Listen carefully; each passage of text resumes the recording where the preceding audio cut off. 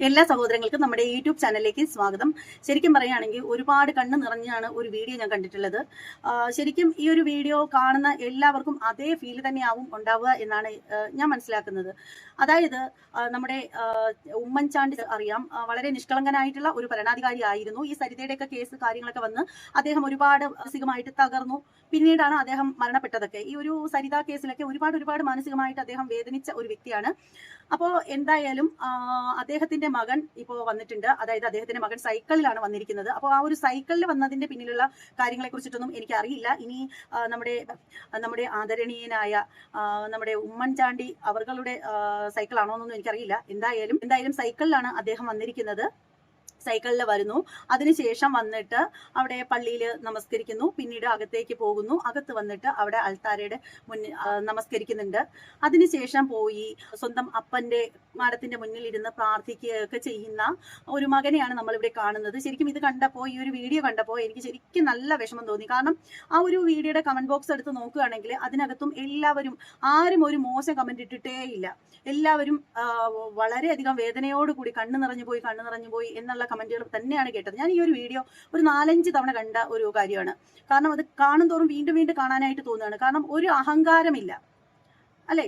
അതാണ് പറയുന്നത്. നല്ല അപ്പനും അമ്മയ്ക്കും പിറക്കുന്ന മക്കൾക്ക് ഇതേപോലെ ഇരിക്കും എന്നൊക്കെ നമ്മൾ കേൾക്കുന്നില്ലേ? അപ്പന്റെ അമ്മയുടെ സ്വഭാവമാണ് മക്കൾക്ക് കിട്ടുന്നതെന്ന്.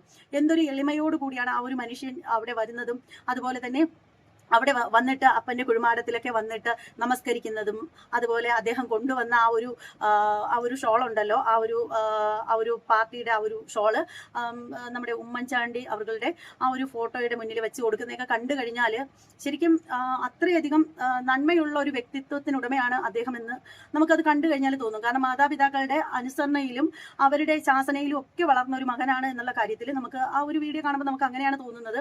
അതുപോലെ തന്നെ ആ ഒരു മാതാവിന്റെ അടുത്ത് കാലിലൊക്കെ തൊഴുത് ആ ഒരു അമ്മയോടുള്ള ആ ഒരു സ്നേഹം ഒക്കെ കണ്ടപ്പോഴുണ്ടല്ലോ ശരിക്കും നല്ല വിഷമം തോന്നി. കാരണം ഈ ഒരു സമയത്ത് ഈ ഒരു മകൻ ഇത്രയധികം വിജയിച്ച് വരുന്ന സമയത്ത് ആ ഒരു പിതാവ് കൂടി ഉണ്ടായിരുന്നുവെങ്കിൽ ഞാൻ അങ്ങനെ ഓർത്തുപോയി. കാരണം ആ ഒരു വീഡിയോ കാണുന്ന എല്ലാവർക്കും എനിക്ക് തോന്നിയ അതേപോലുള്ള ഫീൽ ആയിരിക്കും ഉണ്ടാവുക. അപ്പോൾ എന്തായാലും ഇനിയുള്ള 5 വർഷം എന്ന് പറഞ്ഞാൽ കോൺഗ്രസ് പാർട്ടി തന്നെ ആയിരിക്കും ഭരിക്കുന്നത്. പക്ഷേ ഇവിടെ പറയേണ്ട ഒരു കാര്യം എന്ന് പറഞ്ഞാൽ ഇത്രയും നാൾ ഈ ഒരു കഴിഞ്ഞ 10 വർഷം ഒരു ഹിറ്റ്ലറുടെ ഭരണത്തിലായിരുന്നു നമ്മൾ എന്ന് പറയാതിരിക്കാൻ നിവൃത്തിയില്ല. ഒരു ഹിറ്റ്ലറുടെ ഭരണം എങ്ങനെയായിരുന്നോ അതുപോലെ വളരെ ധാർഷ്ട്യത്തോടു കൂടിയുള്ള ഒരു ഭരണം തന്നെയായിരുന്നു എന്നുള്ള കാര്യത്തിൽ യാതൊരു തർക്കവുമില്ല. ഒരുപാട് അഴിമതികൾ നമ്മൾ സഹിച്ചു. അതുപോലെ തന്നെ ഒരുപാട് സംഭവങ്ങൾ, ഒരുപാട് അഴിമതികളും കാര്യങ്ങളും ഒക്കെ ഉണ്ടായിട്ടുണ്ടായിരുന്നു.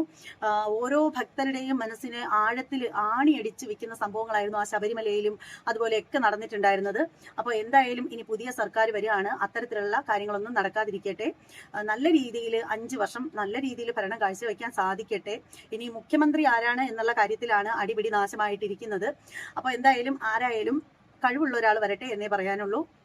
ഇനി 5 വർഷം മുന്നിലുണ്ട്. ഈ ഒരു 5 വർഷത്തിനാമിച്ച് നല്ല രീതിയിൽ ഭരണം കാഴ്ചവെക്കുകയാണെങ്കിൽ തുടർന്നും ഭരിക്കാൻ സാധിക്കും. അല്ലെങ്കിൽ ഇപ്പോൾ നമ്മുടെ പിണറായി സർക്കാരിന് നേരിട്ട അതേപോലുള്ള ഒരു അനുഭവത്തിലേക്ക് നിങ്ങളും പോവേണ്ടി വരും. കാരണം ജനങ്ങൾ ഇപ്പോൾ തിരിച്ചറിഞ്ഞു കഴിഞ്ഞിട്ടുണ്ട് എന്താണ് നല്ലത് ചീത്ത എന്നുള്ള കാര്യങ്ങളൊക്കെ ജനങ്ങൾ മനസ്സിലാക്കി കഴിഞ്ഞു. പണ്ടൊക്കെ ആണെങ്കിൽ ജനങ്ങൾ ഏത് പാർട്ടിയാണോ ആ പാർട്ടിക്ക് വേണ്ടിയിട്ട് ചത്താലും മാറൂല, ആ ഒരു പാർട്ടിയിൽ ഇറുക്കി പിടിച്ചുകൊണ്ടിരിക്കുമായിരുന്നു ആളുകൾ. ഇപ്പൊ അതൊക്കെ മാറിയിട്ടുണ്ട്. ജനങ്ങൾക്ക് വിദ്യാഭ്യാസം ഉണ്ട്. അപ്പോൾ അതിൻ്റെതായ രീതിയിൽ സ്വന്തമായിട്ട് നിലപാട് എടുക്കാൻ എല്ലാവർക്കും സാധിക്കും.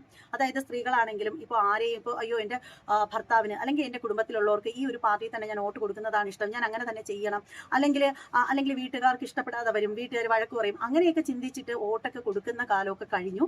ഇപ്പൊ എല്ലാവരും സ്വതന്ത്രരാണ്. എല്ലാവർക്കും നല്ല വിദ്യാഭ്യാസമുണ്ട്, ജോബുണ്ട്. അതുകൊണ്ട് എല്ലാവരും സ്വന്തം കാര്യം അവരവർക്ക് എന്താണോ തോന്നുന്നത് ആ ഒരു രീതിയിൽ സ്വന്തമായി തന്നെയായിരിക്കും തീരുമാനങ്ങൾ എടുത്ത് അത് പാലിക്കുന്നത്.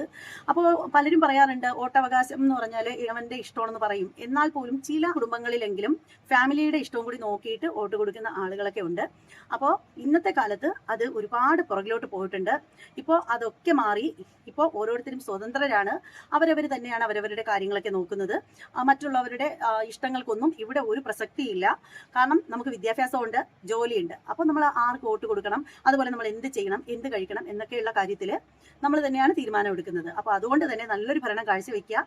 അങ്ങനെയാണെങ്കിൽ ഇനി വരും കാലങ്ങളിലും നിങ്ങൾക്ക് വീണ്ടും ഇവിടെ നിലനിൽക്കാൻ സാധിക്കും. അതല്ലെന്നുണ്ടെങ്കിൽ പുറത്തു പോകേണ്ടതായിട്ട് വരും. അത്രേ പറയാനുള്ളൂ.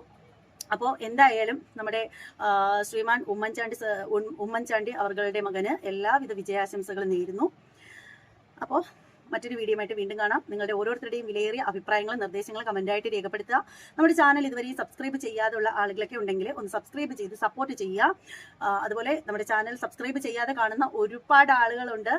അപ്പോൾ നിങ്ങൾ ദയവ് ചെയ്ത് നിങ്ങൾ സബ്സ്ക്രൈബ് ചെയ്ത് കാണാനായിട്ട് ശ്രദ്ധിക്കുക. അങ്ങനെയാണെങ്കിൽ ഞാനിടുന്ന വീഡിയോകളുടെയൊക്കെ നോട്ടിഫിക്കേഷൻ അപ്പോഴായിട്ട് നിങ്ങൾക്ക് കിട്ടും. അതല്ലാന്നുണ്ടെങ്കിൽ നോട്ടിഫിക്കേഷൻ കിട്ടത്തില്ല.